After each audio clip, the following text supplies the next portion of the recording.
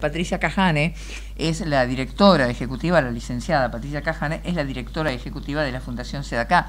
Buenas tardes, Patricia, gracias por atendernos. Hola, ¿cómo te va, Mabel? ¿Cómo estás? Bueno, muy bien, y ahora yo te lo digo ya, más allá de que días pasados he hecho el comentario, realmente cuando yo pude ver ahí en la sede de la avenida Chorroarín, aquí en la ciudad de Buenos Aires, cómo se va llevando adelante y cuál es el gran emprendimiento que están realizando, en este caso fue con la fusión a través de Newsan. Pero, ¿por qué no le contás o nos contás a todos qué es la fundación? ¿Qué hace?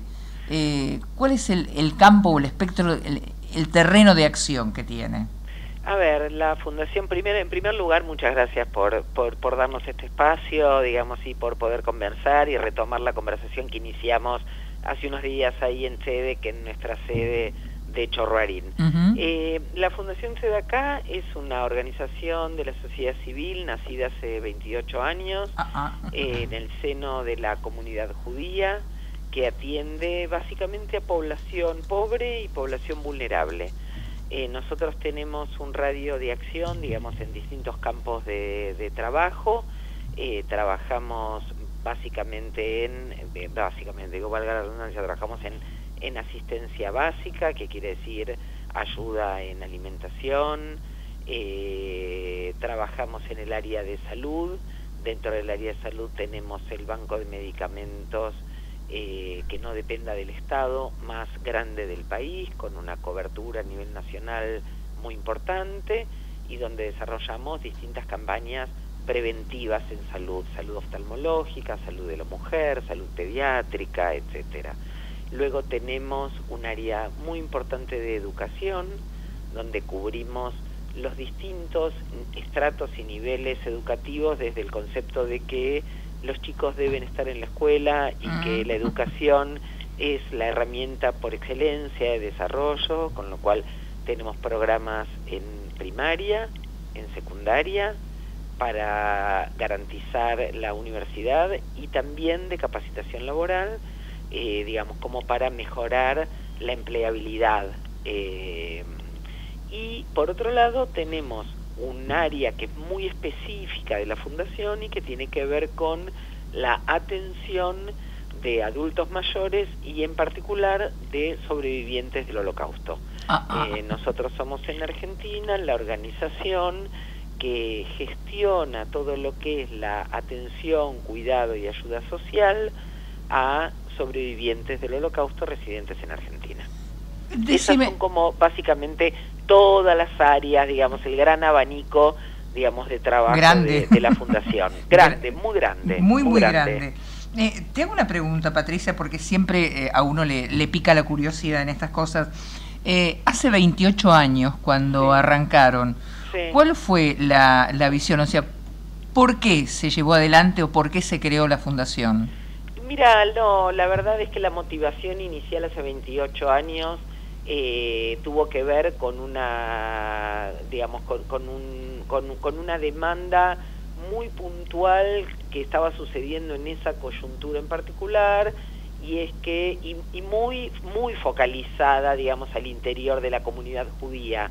Digamos, había un registro de que había un importante grupo de familias retirando a sus niños de escuelas de la red escolar judía por temas económicos.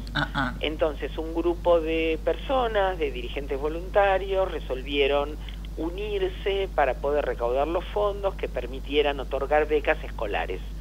Ese fue el inicio, ese fue el germen inicial. De ahí en adelante, bueno, la fundación creció en todas estas direcciones que te relato y extendió su ayuda en muchos de los programas a la comunidad argentina en general, digamos, y no solo ya restringida al interior y a la problemática, digamos, de la comunidad judía. Bueno, eso es uno de los puntos, porque sin lugar a dudas muchas veces cuando uno hace hincapié sobre lo que son cada uno de los registros, para no estigmatizar lo que son las actividades o los entornos, y esto lo digo con absoluto conocimiento, por lo menos lo que yo vengo viendo con el desarrollo, o sea, abierto completamente a todo lo que puede ser un reclamo dentro de la sociedad, sin importar ni color, ni religión, ni costado, ni instrucción, nada. Aquel que lo necesita tiene la posibilidad de encontrar algún tipo de asistencia. Recién estabas mencionando algo que está relacionado con el tema de las mujeres específicamente. Sí. ¿Qué pasa con las mujeres aquí en la ciudad de Buenos Aires, te pregunto? Mira, me parece que lo que pasa con las mujeres en la ciudad de Buenos Aires es bastante parecido a lo que pasa con las mujeres en todo el país. Y es, a ver, yo te voy a hablar de un margen muy específico que es el con el que nosotros trabajamos y que no son las mujeres en general, son las mujeres de hogares vulnerables. Bien.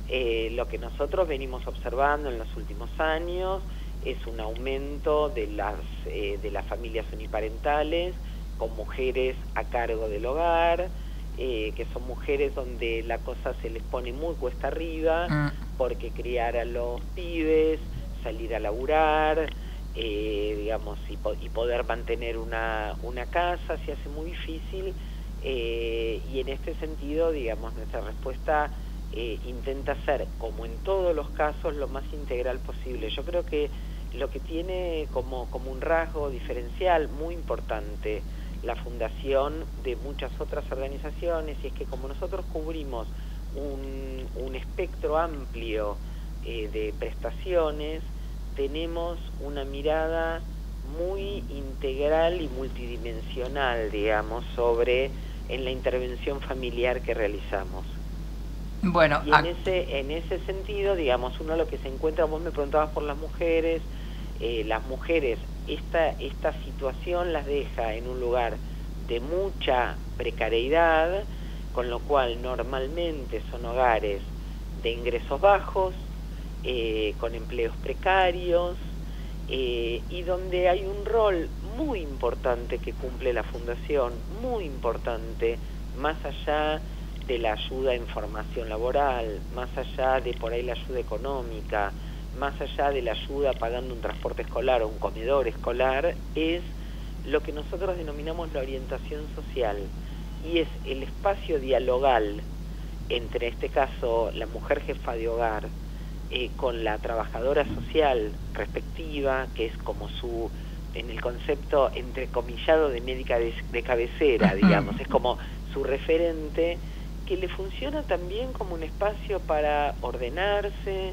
para ayudar a pensar, para no perder de vista prioridades, digamos, y la verdad es que es muy interesante porque cuando uno conversa con gente que recibe prestaciones de la Fundación, con beneficiarios de nuestros programas, aun cuando reciben mucha ayuda económica, lo que todo el mundo rescata es la orientación social. Lo que todo el mundo te rescata y subraya es: no estoy más sola, no estoy más solo, tengo a tal y tal que me escucha, que me presta la oreja, que le puedo contar, que me orienta, que me recomienda, que si es necesario me acompaña al hospital a ver al médico, que si es necesario me dice cómo hacer el trámite para el certificado de discapacidad, que digo, hay algo de ese acompañamiento, porque la crisis deja a la gente más vulnerable, mucho más vulnerable y mucho más sola. Totalmente. Realmente es eso, porque además cuando uno está solo, primero que dos cabezas piensan mucho mejor que una, ¿no? Sí, en general sí. En general, bueno, está bien, hay honrosas excepciones al respecto, pero bueno, dejémoslo ahí nomás.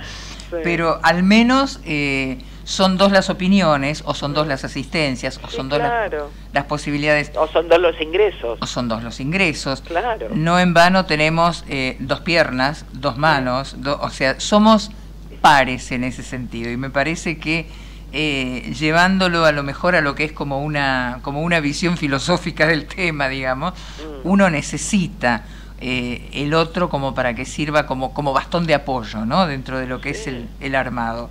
Y doy fe que cuando la soledad prima sobre alguna persona o cosas por el estilo, se vuelve todo muchísimo más complicado y mucho más difícil de solucionar, ¿eh? Por supuesto, por supuesto. Yo creo que, digamos, a ver, nuestro concepto es que nosotros tenemos que poder servir de andamio ¿entendés? O sea, ¿viste cuando un edificio está en obra? Sí. Digamos, y están todos esos andamios y esos fierros, digamos, yo estoy muy lejos de la arquitectura como formación, digamos, pero está todo eso que después no sigue estando porque después ya están las paredes sólidas construidas. Sí. Bueno, yo creo que nuestra función, idealmente, y en muchos casos por suerte lo logramos, debería ser por definición transitoria. Ajá.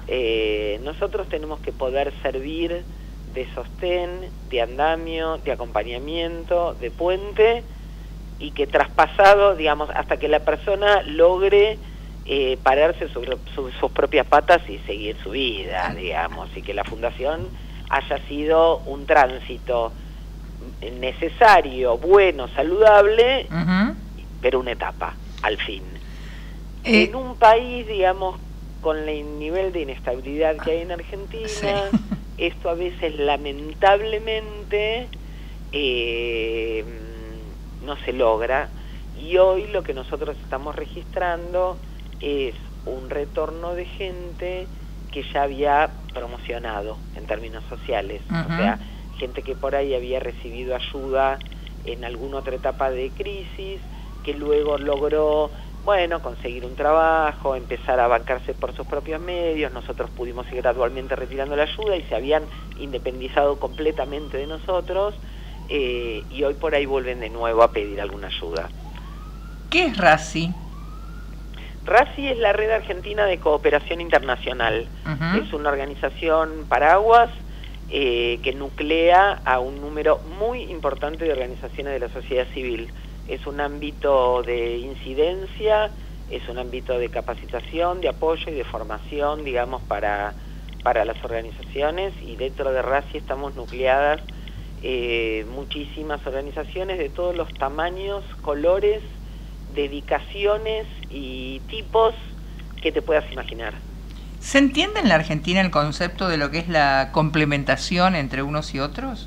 ¿En qué sentido unos y otros? ¿Entre quiénes y quiénes decís? Entre lo que son, supongamos, las fundaciones, o un tema de complementariedad, o un tema de asistencia. No sé, si yo conozco o por ahí ubico a alguien que tiene una necesidad dentro de lo que es, supongamos, un área de salud, hay a lo mejor otra fundación que está abocada a eso. ¿Hay un trabajo en conjunto como para poder llevar eso adelante, o se hace de manera individual?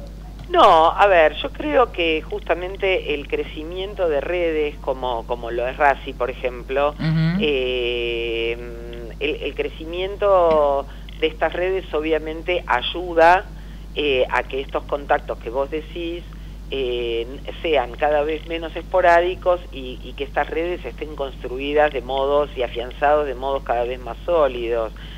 A mí me parece que yo creo que estamos en un proceso en ese sentido, toda la sociedad civil argentina, estamos en un proceso de aprendizaje, de fortalecimiento y también de reconocimiento de unos a otros. A mí me parece que más allá de cuáles son los objetivos por los cuales fue fundada en su momento la RACI y a qué se ocupa hoy, la verdad es que creo que uno de los grandes, enormes beneficios que tiene para todas las organizaciones que somos miembros es justamente esta posibilidad de estar sentados en una mesa con colegas de organizaciones que se dedican a un montón de temas distintos, y que entonces a cada uno, cuando le surge alguna necesidad, una necesidad de derivación, una consulta, digamos, bueno, sabés a quién podés llamar, sabés a quién podés derivar, eso es fantástico, eso es fantástico. Yo creo que a ver, que hay mucho camino por recorrer todavía, pero creo que ese camino se está recorriendo,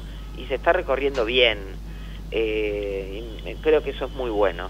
Bueno, yo te lo preguntaba justamente porque una de las características, lamentablemente por parte de los seres humanos, al menos dentro, sobre todo pasa muchas veces en lo que son las grandes ciudades, ¿no? Si uno va al interior es diferente la modalidad, o por ahí la impronta por parte de lo que son las mismas sociedades.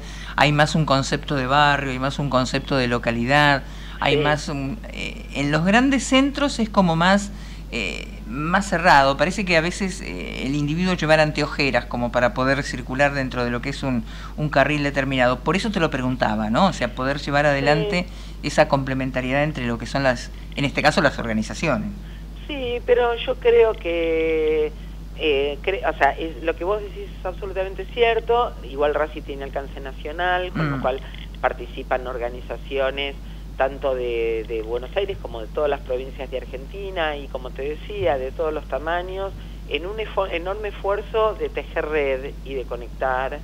Y yo creo que hay un recorrido que es inevitable, y es que para poder cooperar con el otro, primero tenés que conocerlo. Obviamente. Entonces, en la medida en que se generan instancias de conocimiento del otro, entonces empiezan a tejer redes de cooperación. Y cuando se empieza incipientemente con este trabajo de cooperación y uno se da cuenta en cuanto todos nos fortalecemos con eso, entonces esos caminos se van fortificando. Y yo creo que estamos caminando bien en esa ruta, digamos. Creo que la sociedad civil argentina viene creciendo de modo sostenido, y que todavía tiene mucho camino por recorrer, digamos, y para seguir creciendo. Y aquí estaremos para seguir acercando, para continuar en lo que es el acercamiento de estas buenas estrategias que surgen dentro de lo que es el armado de la sociedad. Patricia, bueno, un placer de hablar contigo.